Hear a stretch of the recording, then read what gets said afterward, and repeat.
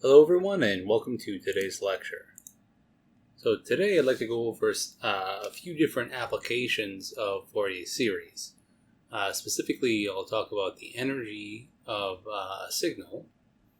I'll also talk about ODEs and PDEs. Specifically for ODEs, we're going to talk about applying Fourier series to the analysis of the solutions to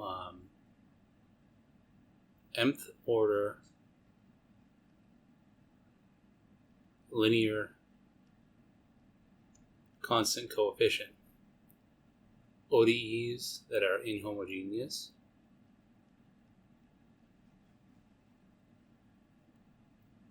and for PDEs we'll discuss what are called separable PDEs.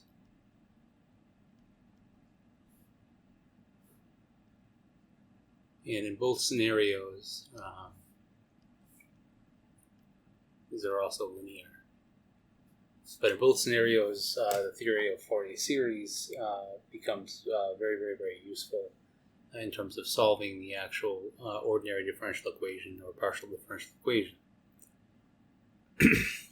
But let's start with the first application, which is the energy of a signal.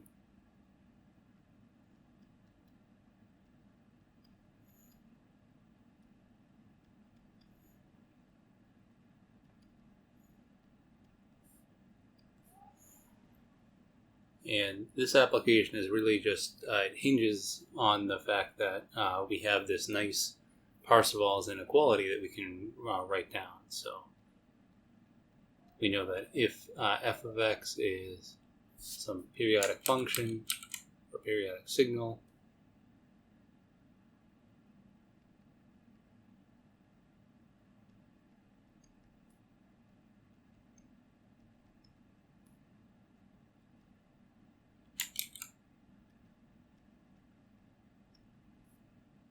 with a period of L, and its Fourier series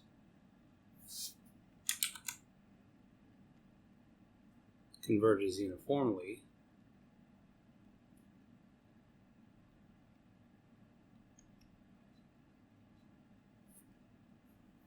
that Parseval's equality says that 2 over L times the integral from negative L over 2 to L over 2 over one period of the function squared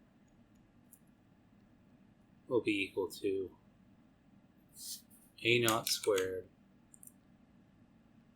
over 2 plus the infinite summation from n equals 1 to infinity of an squared plus bn squared.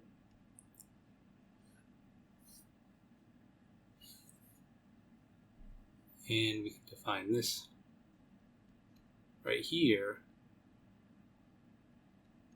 as the total energy of the signal f of x. And what's really nice about this is that if this integral right here is the total energy, 2 over L times this integral is the total energy, what this is saying is that we can split this up into a partial sum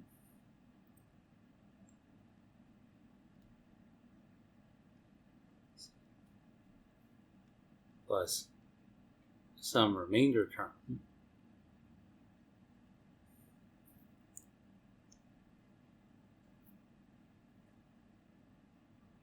where the total energy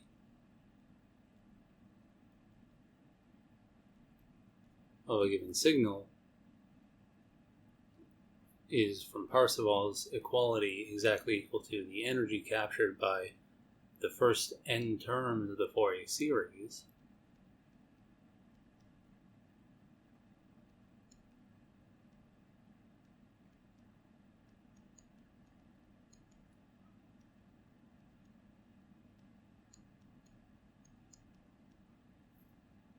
plus some remainder.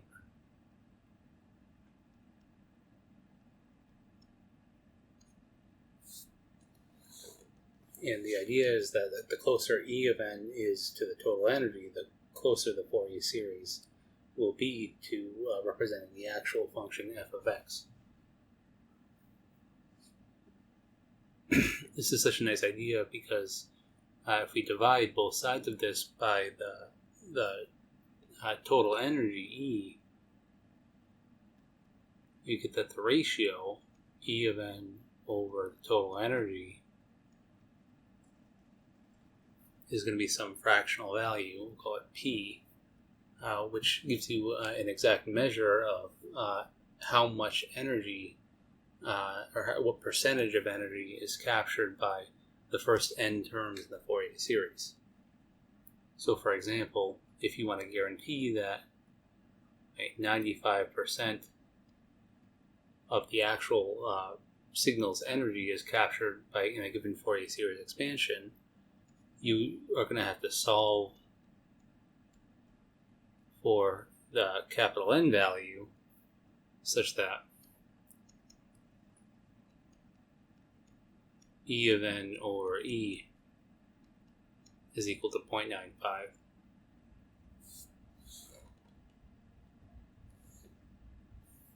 Or greater than or equal to 0.95, we'll say.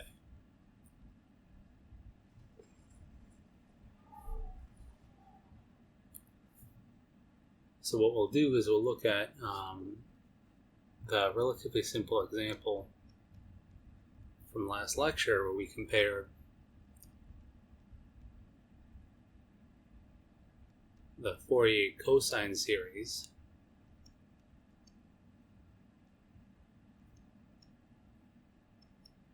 to the Fourier sine series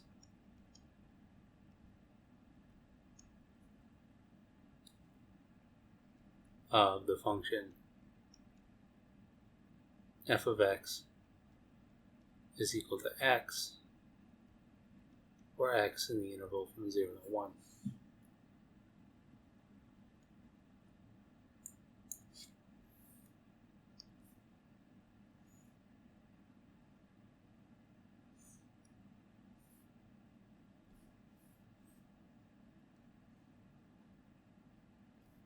And on this interval, this function looks like this.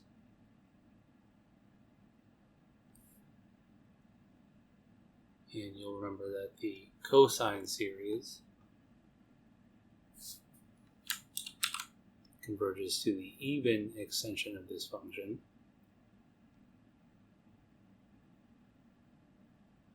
on this interval. And the sine series converges to the odd extension of this function on this interval.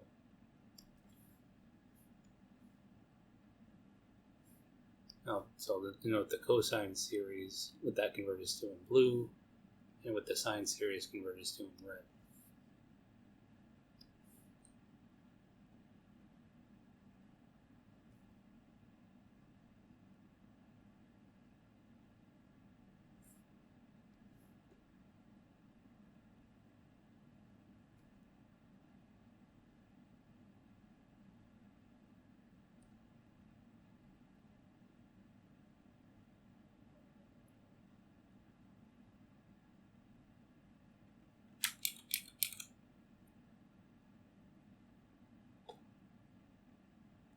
And you'll remember from that lecture that because the even extension of this function has nicer smoothness properties than the odd extension, the sine series, the Fourier cosine series converges faster, an order of magnitude faster than the Fourier sine series for this example.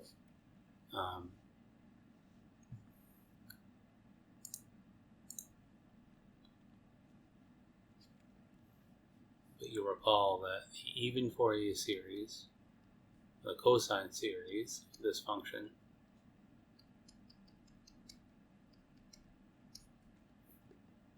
converges to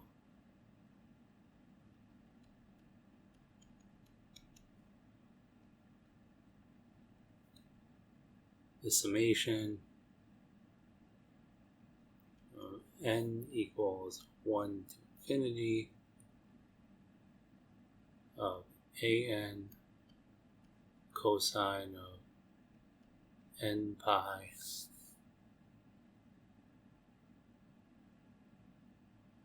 times x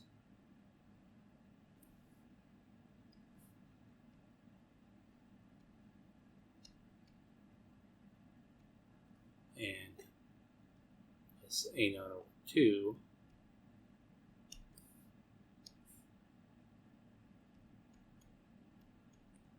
where a naught is 1, an was 2 over n squared pi squared times negative 1 to the n minus 1, and the bn's are 0.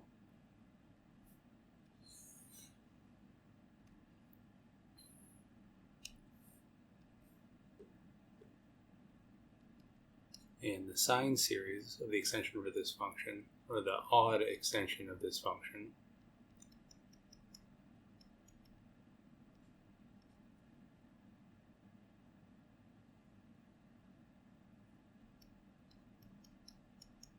converges to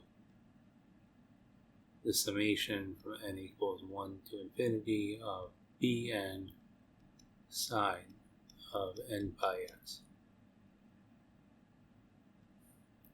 where bn was 2 over n pi times negative 1 to the n plus 1. And because it's an odd extension, a naught is 0 and an is also 0.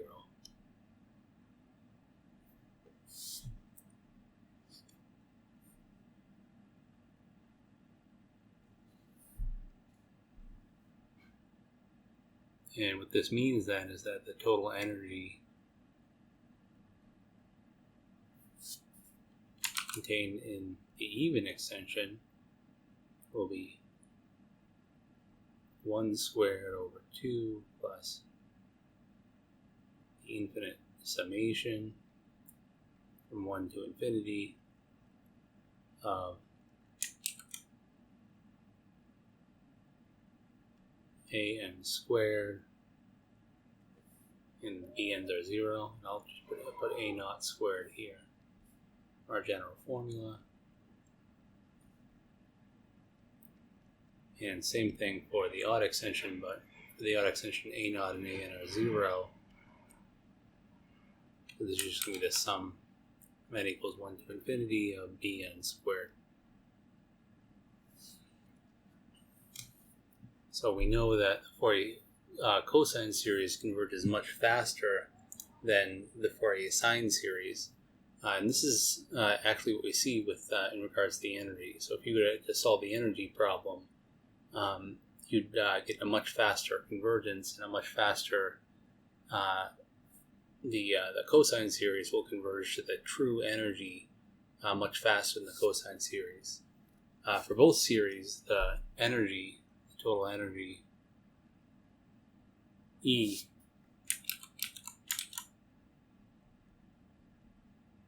which is 2 over L times the integral from negative L over 2 to positive L over 2 of f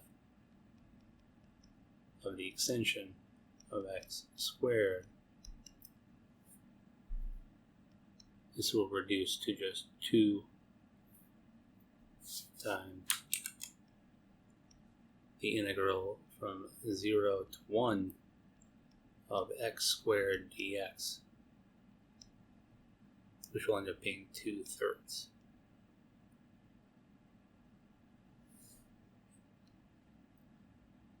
So the energy contained in each of these signals, both the even and the odd extension, is 2/3. So let's take a look at this example from before. And remember, the Fourier sine series is converging much slower than the Fourier cosine series. But if we go here and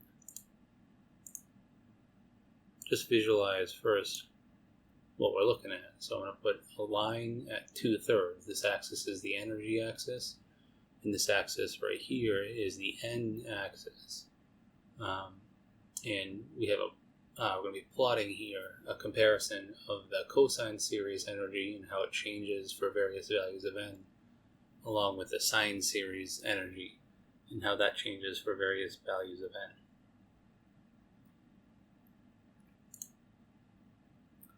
So first off, we look at the cosine series. We see that even if there's no frequencies, no harmonics included, or just the 0th harmonic is included, we're already very, very close to the actual energy of the signal. And just if we include one harmonic, we're essentially on top of the actual energy. This is what we see very, very nicely as the Fourier series converging very, very quickly. The cosine series converging very, very quickly. And as we increase terms here, we only start to get closer and closer and closer to the actual value of the total energy contained in the signal. On the other hand, if we look at the sine series, it's here in these orange dots, the sine series terms only start at the first harmonic, the B1. And even if you just take one harmonic, it's not even very, very close to the actual energy. B1 squared is right here, which is a little bit more than half of the actual total energy contained in the signal. In addition to that, this takes a lot longer to get to the total energy. This is the total energy, or I should say that the first 2 terms of the series. This is the first 3 terms, the first 4 terms, and so on and so forth. So you see that it's taken a very, very long time for us to recapture even slightly, the total energy contained in the signal itself. So this is a very, very cool example application right here. And this is very, very important sometimes when it comes to choosing whether you want to do a cosine or a sine expansion. In certain cases for certain functions, depending on how smooth the function is, a cosine series might be better to use, and in other applications, a sine series might be better to use. But this is a very neat application and example, I think. And the next main application we want to move into is that of analyzing constant coefficient ordinary differential equations.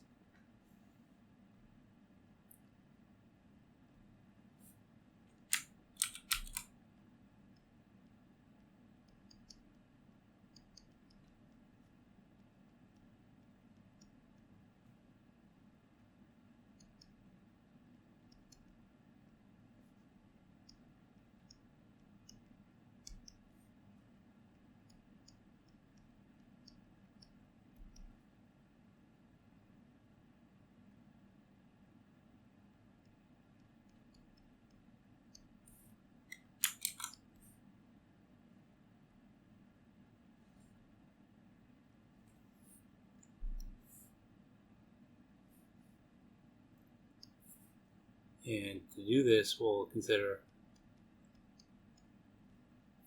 a couple different examples. The first example will be a forced mass spring system.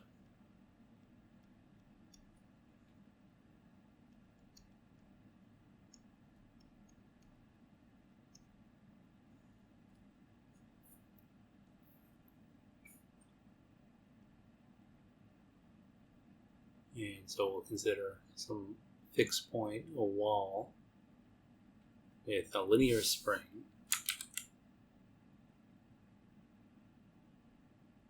attached to a mass M. And let's say that the spring has an equilibrium here, and we measure the displacement of the spring y as a function of t.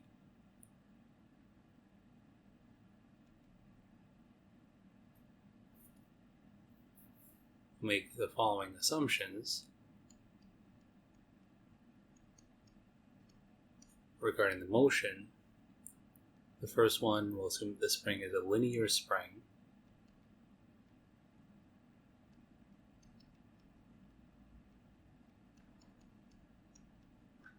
Which means it follows Hooke's law, where the force of the spring is negative k times the displacement of the spring y. Assume that we have a linear friction term,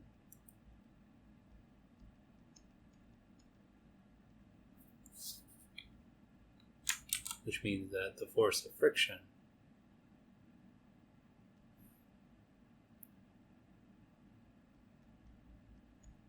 will be some constant of proportionality c times the speed, or the velocity, I should say, of the mass as it moves back and forth.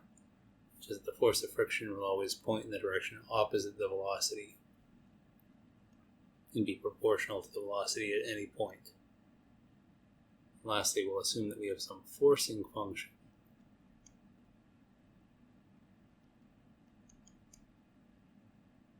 capital F of t. And if we go through and apply Newton's laws, Newton's second law says that the mass times the acceleration is equal to the net force, the sum of all of the forces on the mass, which will be the force of friction plus the spring restoring force, and this should be y double dot right here,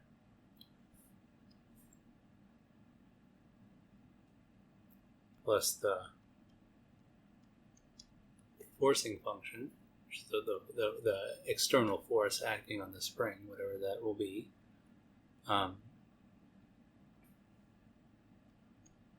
which can be rewritten as my dot plus c times y dot plus k times y is equal to f of t,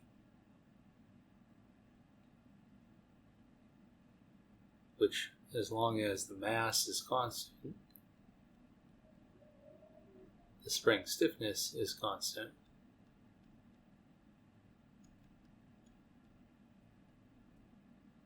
and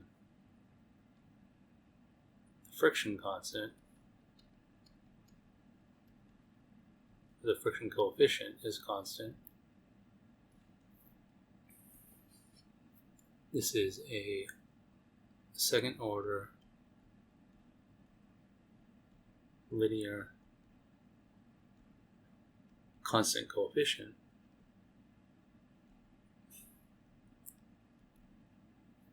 inhomogeneous ordinary differential equation.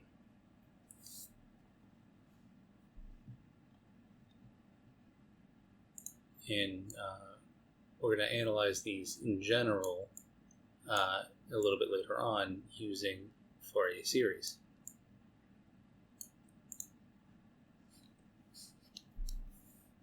So I want to give you another example, which is chosen based on its very, very close similarity to the mass spring system, but very, very far difference from the mass spring system in terms of where the differential equation comes from. If you consider a circuit, a battery pumping out a voltage of E of t, or E as a function of t, through a circuit with a resistor of resistance R, and inductor of inductance L, and a capacitor of capacitance C.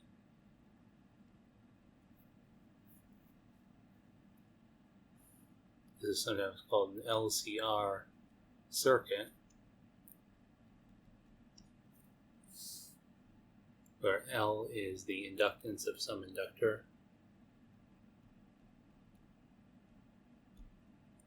C is the capacitance of the capacitor,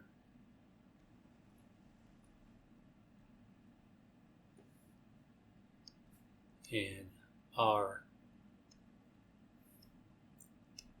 is the resistance of the resistor.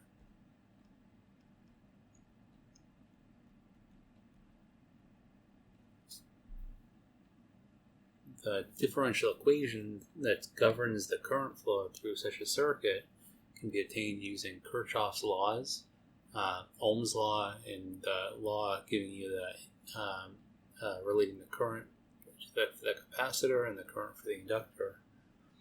But when this is done, you end up getting the second order differential equation, L I dot dot plus R times I dot plus 1 over C times I is equal to the derivative of the voltage being pumped into the circuit as a function of time.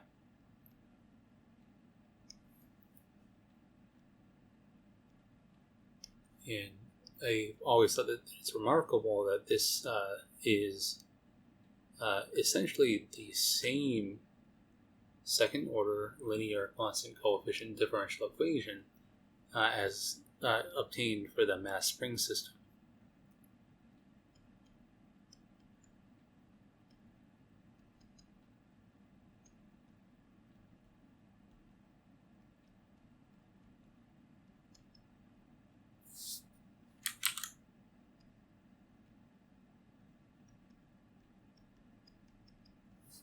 Where you can think of the inductance of the inductor in the circuit as the mass, the resistance of the resistor in the circuit as the friction coefficient for the linear air resistance, or the linear friction on the mass. And then 1 over C you can think of is essentially the same thing as the stiffness K in the spring equation. And f of t is just the derivative of e of t. But the idea is that qualitatively speaking, these two ordinary differential equations are solved in the exact same way, even though they describe completely different physical systems. So I think this is very neat. And we will focus on systems like these two. I just want to give one more example, to give a third example of where you see what we're about to study in engineering, and that's the example of the beam equation.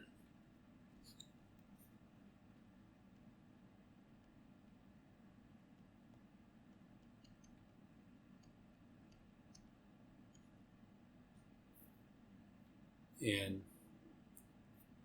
this is the equation describing for a general beam how the beam is going to deflect under a load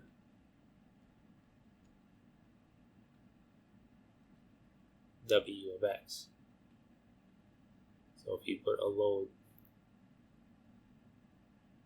W of x on the beam, where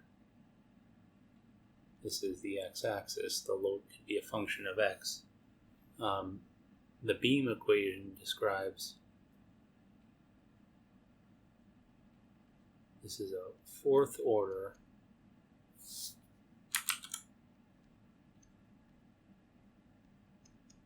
ODE, which describes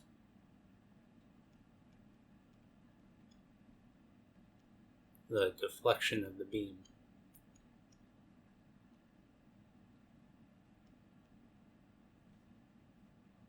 This is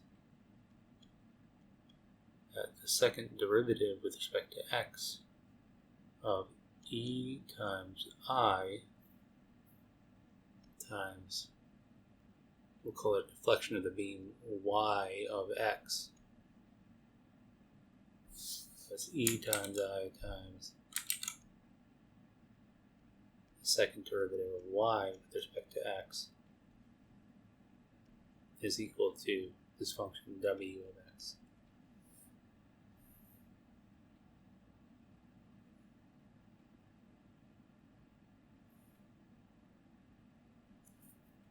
This is a fourth order linear inhomogeneous ODE.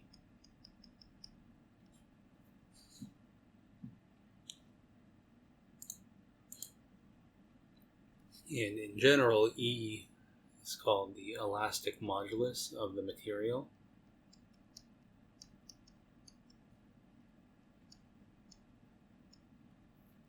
And I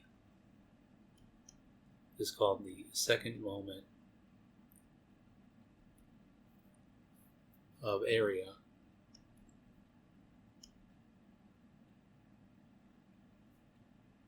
of the beam cross-section, which in general both of these can be functions of x, but in the case that E and I are constant,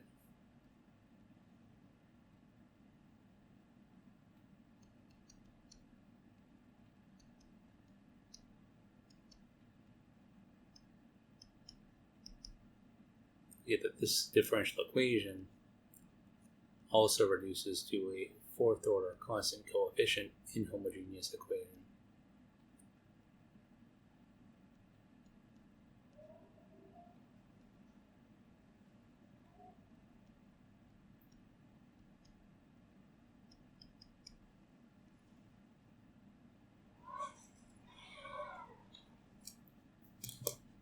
Which is very neat.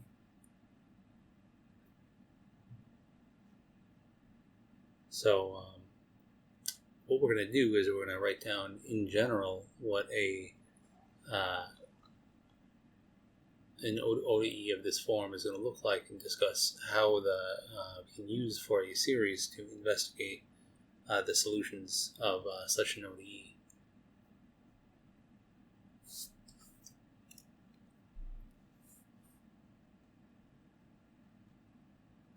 So an ODE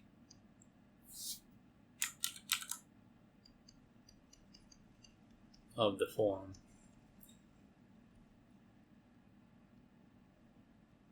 am dy dt m derivative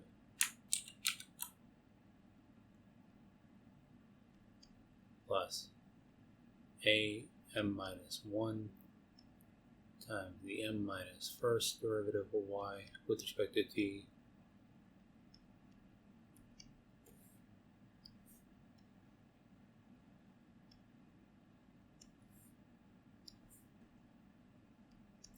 and all the way down to a1 times the first derivative of y with respect to t plus a naught is equal to some function f of t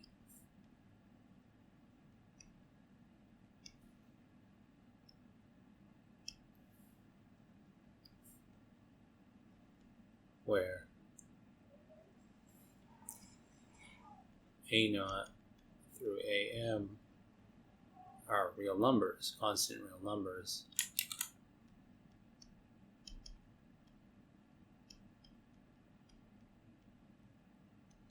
is called an mth order linear constant coefficient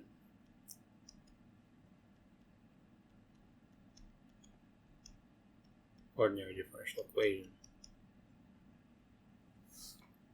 And these should be familiar with you from your undergraduate ordinary differential equations class. We'll call a differential equation of this form star in our future calculations.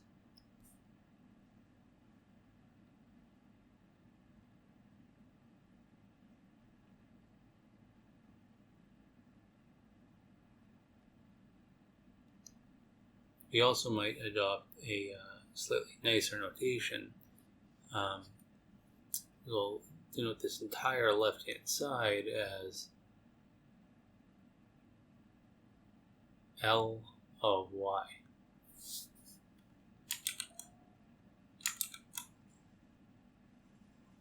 And note that it's important to go through and check, but L of y is a linear operator on functions.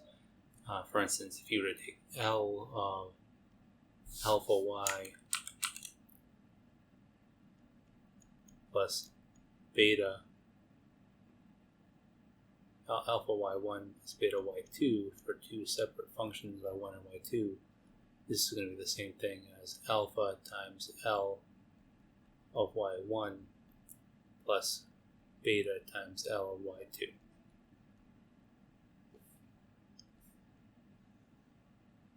This will be important a little bit later on.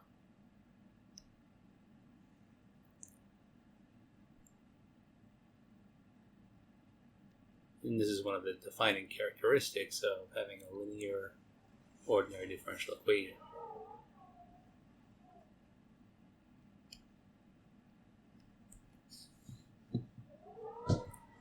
But you hopefully remember from your undergraduate differential equations course that the general solution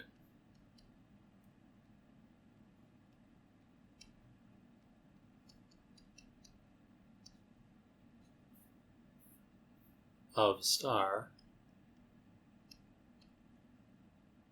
is found by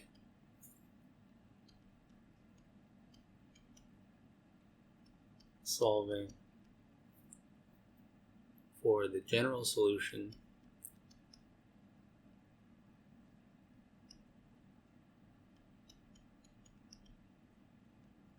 of the homogeneous form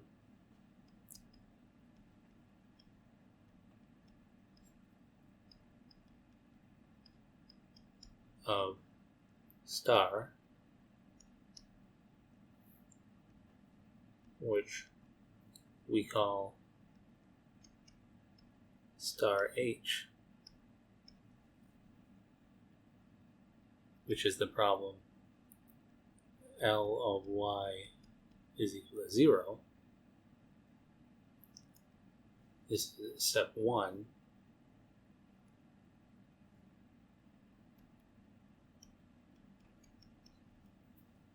And then solving for a particular solution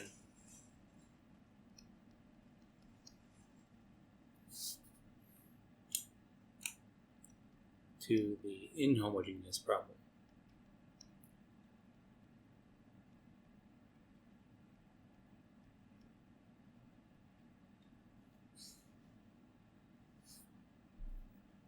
Which typically involves either a variation of constants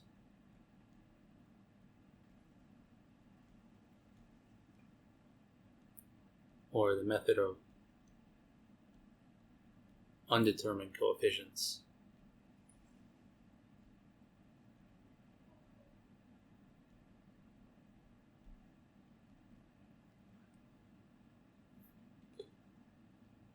The solution to the homogeneous problem is typically called YH, and the solution for the particular solution is sometimes called YP. But once YH and YP are found, then the general solution to star is just the sum of both. So y of t will be equal to YH of t plus YP of t.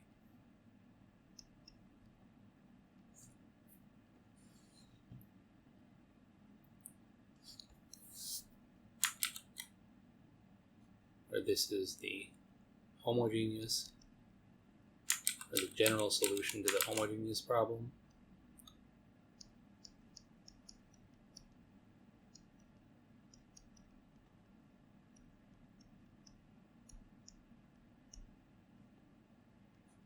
and this is a particular solution.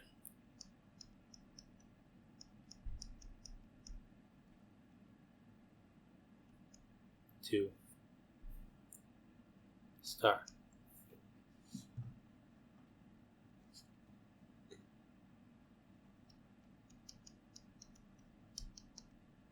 You can verify this relatively easily. If you look at L of y, this is the same thing as L of yh plus yp,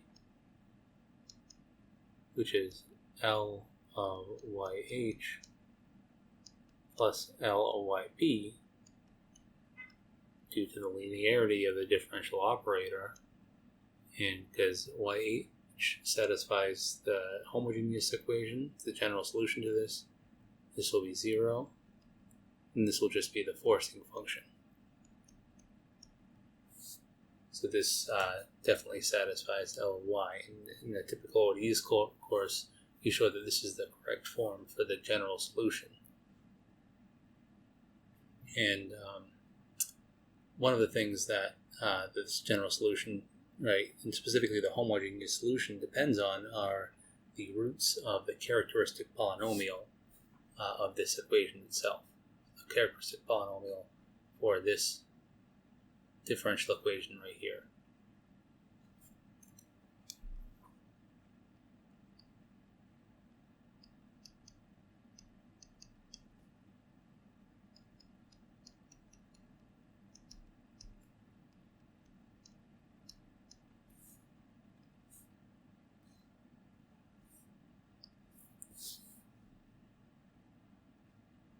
This is the nth order polynomial, Pm of lambda, which is am times lambda to the mth power plus am minus 1 times lambda to the m minus 1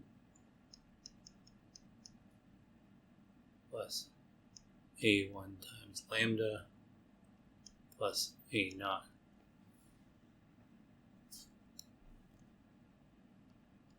The roots of the characteristic polynomial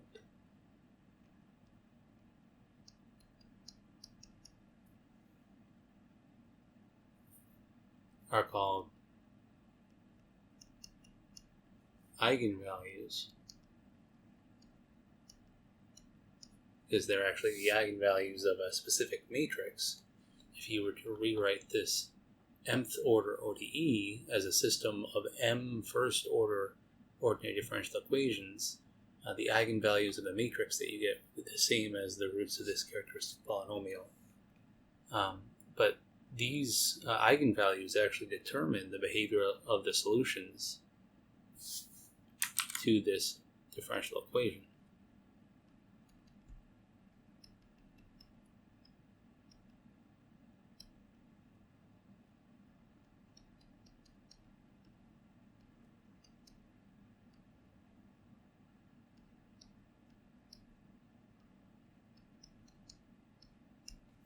In a very fundamental way.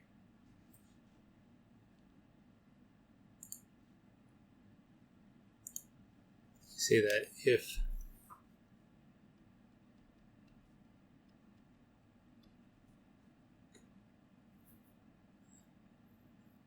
the eigenvalues of the system, which is the roots of the characteristic polynomial,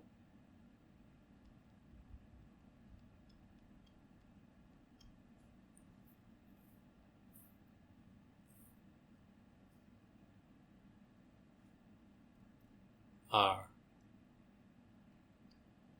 all, or I should say all have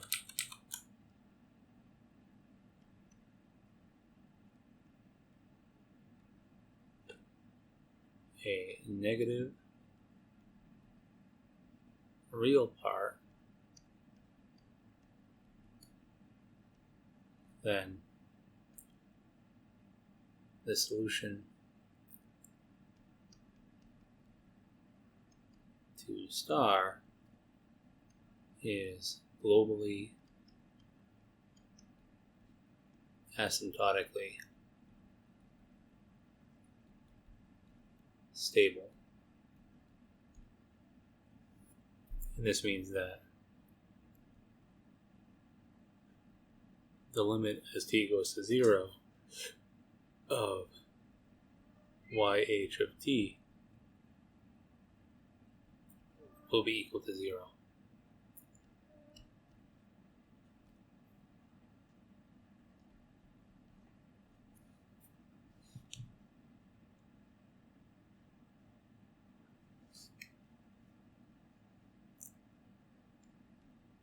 If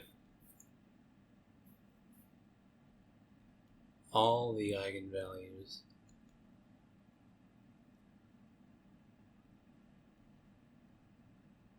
of A with 0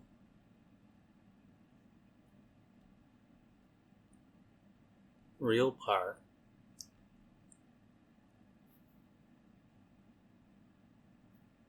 are simple or have multiplicity 1,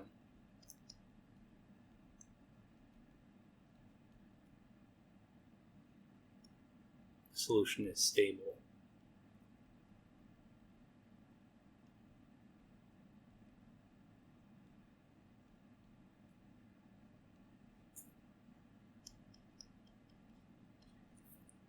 Three, if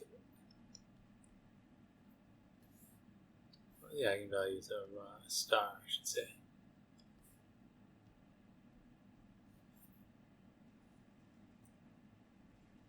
if an eigenvalue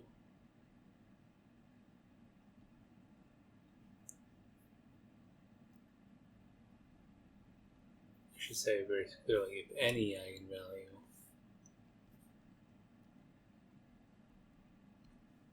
has positive real part,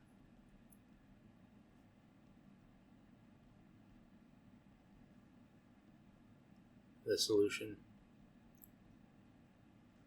to star is unstable.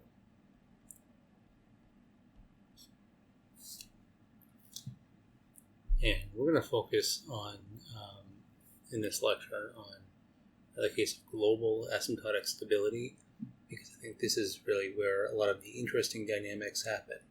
And you can go through and verify that for positive values, say in the first or second example of M, C, K, or of L, R, and C, that you have this case of global asymptotic stability. This is also why the solution in the general form here, the homogeneous solution, is sometimes called the transient solution.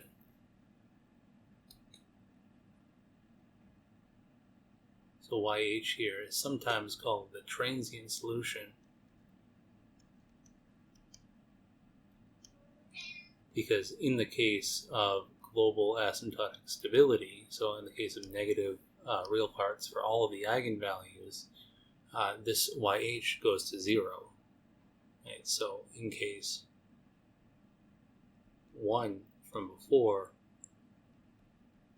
YH of t goes to 0 or dies out as time gets larger and larger and larger. So what's left over is just the important thing, which is the particular solution, which is sometimes called the steady state solution in the case that YH goes to 0.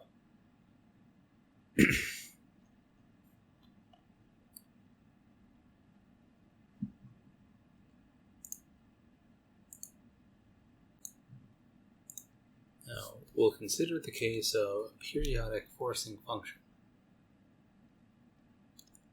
Over the forcing function, the right-hand side of the differential equation is periodic.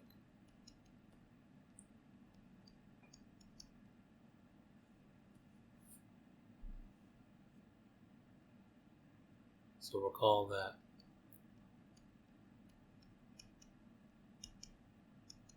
if the input f of t is periodic,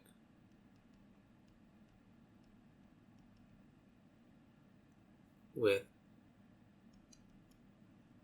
period L equal to 2 pi over omega, where omega is the driving frequency, of the input,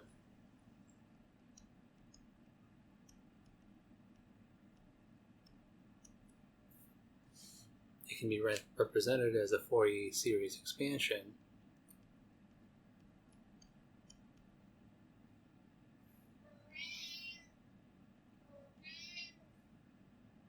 sum negative infinity. We're going to use the special form for the Fourier series expansion in terms of the exponential, just not have to rewrite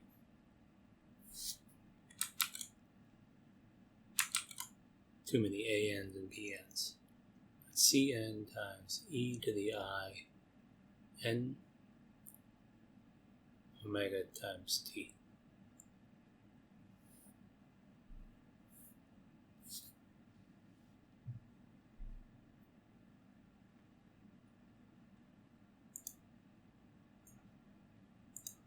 Recall here that if you were to plug in, you can directly get this back in terms of ANs and BNs, as well as this omega right here.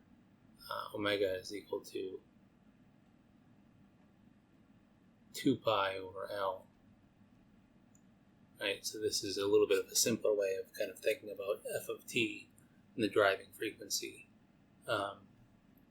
But you could very easily convert this back to the standard Fourier series representation. We're just going to use this because it's a little bit easier to write down and manipulate mathematically. And to find the output,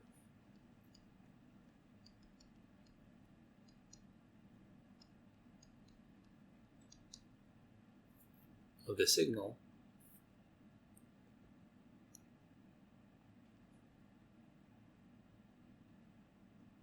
xp of t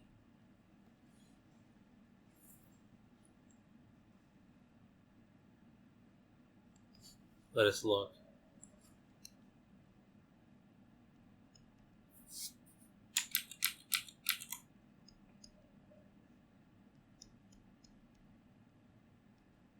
for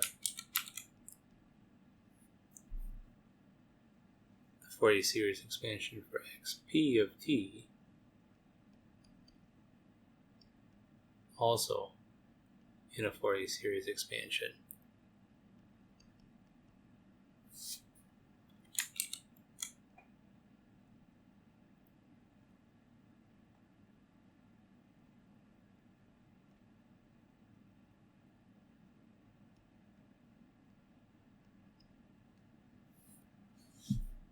Remember that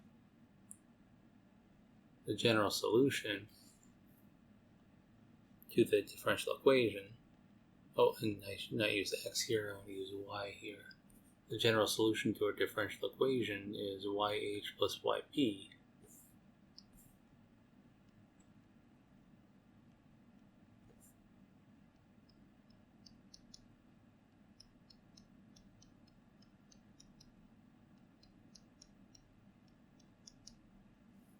And as t goes to infinity, we're dealing with the case of asymptotic stability. We're assuming the eigenvalues are, the real parts of the eigenvalues are negative, so yh goes to 0. The transient goes to 0 as t goes to infinity.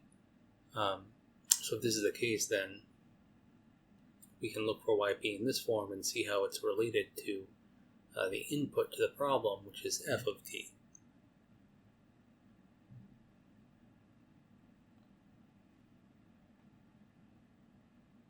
So if we plug both expansions or here with expressions into the differential equation, which is L of y, L of yp is equal to f of t,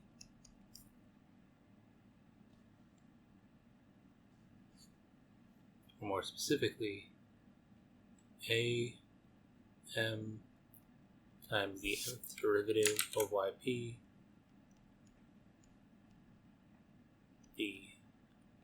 dtm plus a m minus 1 times the mth derivative, m minus first derivative of yp with respect to t plus all the way down to A1, the first derivative of yp with respect to t, plus A naught times y p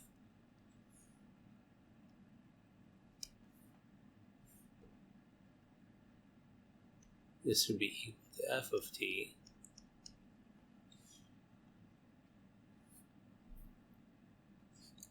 and for any n, if I take the nth derivative here, or the nth, so the kth derivative of yp,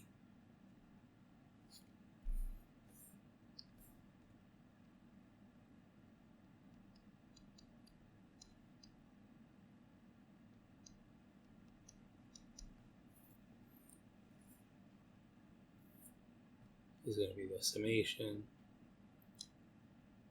from n equal negative infinity to infinity of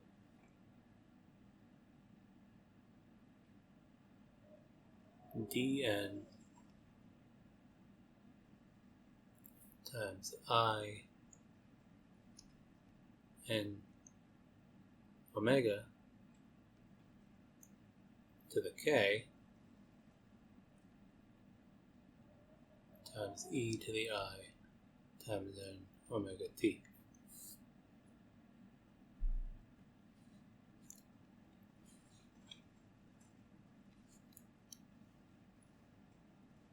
So if I plug the Fourier series expansion for both of these expressions in on the left hand side, I'm going to get the expression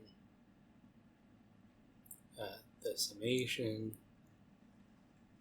from m equals negative infinity to infinity of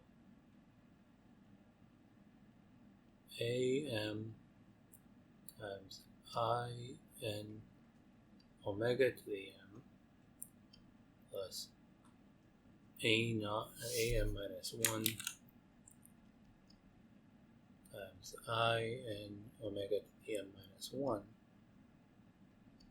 plus all the way down to a1 times I n omega plus a naught all times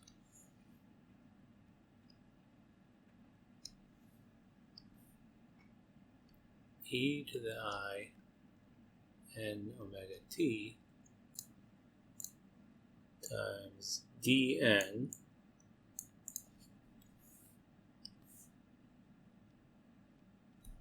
this is the left-hand side of the differential equation when we plug yp into the left-hand side of the differential equation, and this has to be equal to the right-hand side, which has a Fourier series expansion of this.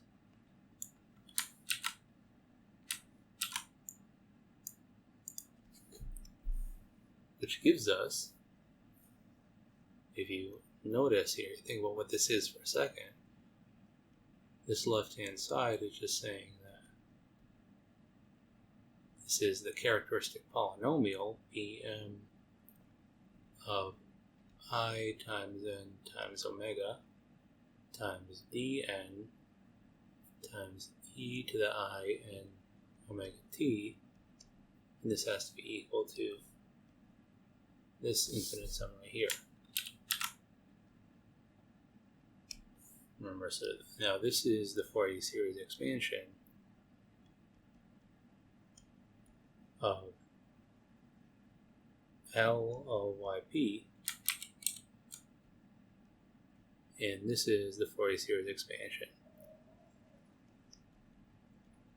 of f of t, forcing function. And in order for these two things to be equal and satisfy the differential equation, we then have to have the characteristic polynomial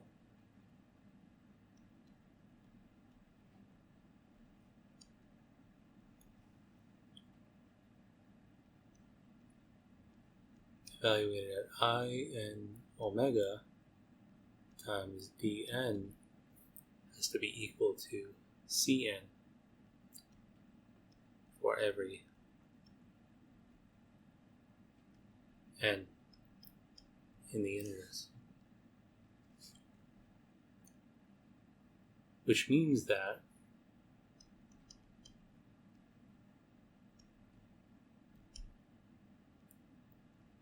dn must be equal to Cn over the characteristic polynomial evaluated at I times n times omega.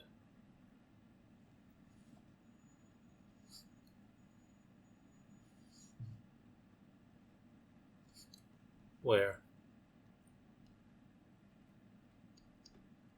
Pm of I and omega is never 0 because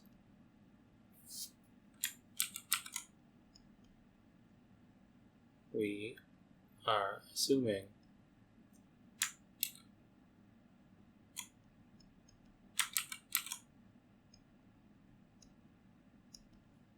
that the solution is asymptotically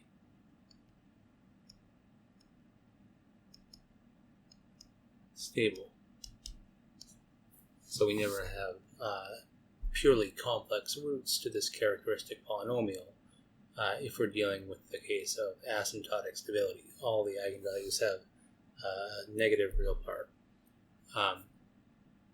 Things become a little bit more complicated in other scenarios, but we're just going to focus on this simple scenario right here. Important thing to note here, the function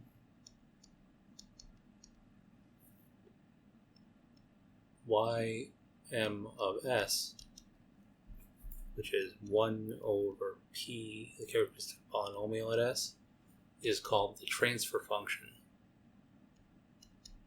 I should say sometimes called in certain literature.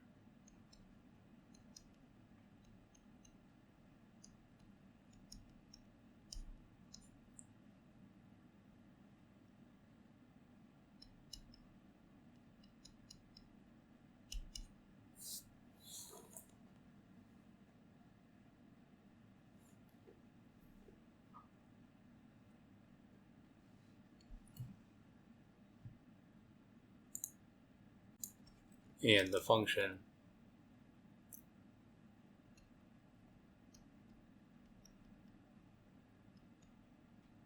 ym of I omega, the function of omega, is called the frequency response function. Because it's giving us a direct relationship between the Fourier series coefficients of an impulse forcing function, which are these CNs right here, and the solution dn, right? The behavior of this function ym of I times n omega times Cn is telling you directly how the Fourier coefficients of the solution, the particular solution, respond, right, to a change in frequency or change in the C value right here, with this with n right here as well. So for different values of n and different values of omega. And the solution of our system for that particular solution, xp of t, or yp of t, is exactly equal to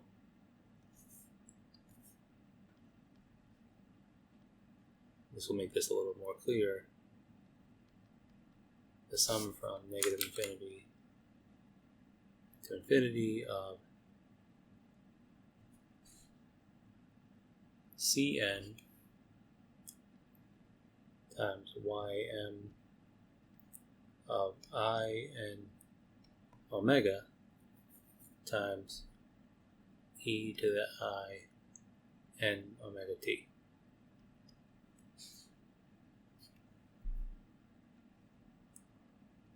So what this is saying is that directly, if we can go through and find the Fourier series of our forcing function, the right-hand side of the differential equation, we can go through and directly find the particular solution to this ODE system, which is very, very cool. And this is valid after the transition period through which the transient goes to 0. This solution is sometimes called this is why it's sometimes called the steady state solution.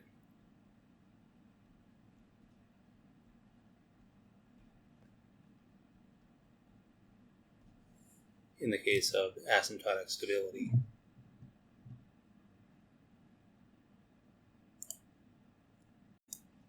And I have one final remark here on the convergence, right? Whether this is going to converge or not.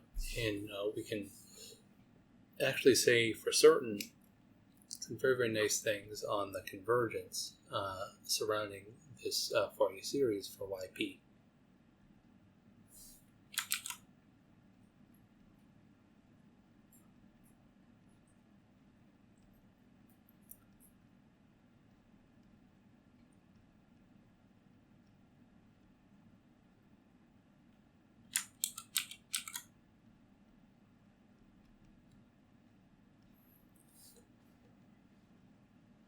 Since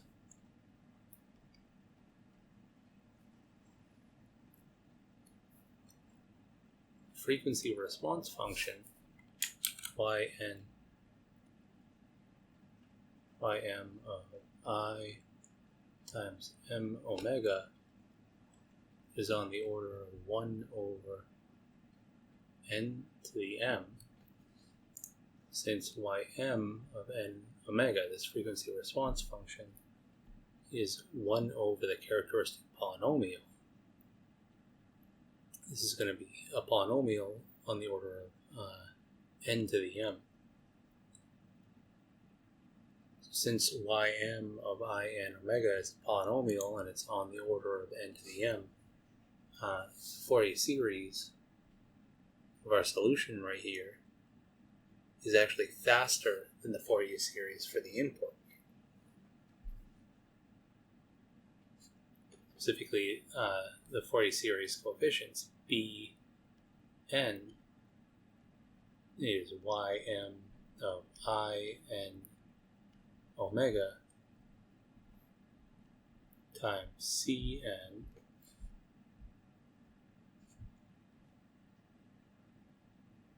and if the Fourier series for the input is on the order of 1 over n to the p, actually it will be 1 over n to the k, then Bn is going to be on the order of 1 over n to the m times 1 over n to the k, or on the order of 1 over to the n to the m plus k. So this Fourier series is actually going to converge faster than the input, which is very, very neat. And a good exercise would be to prove that because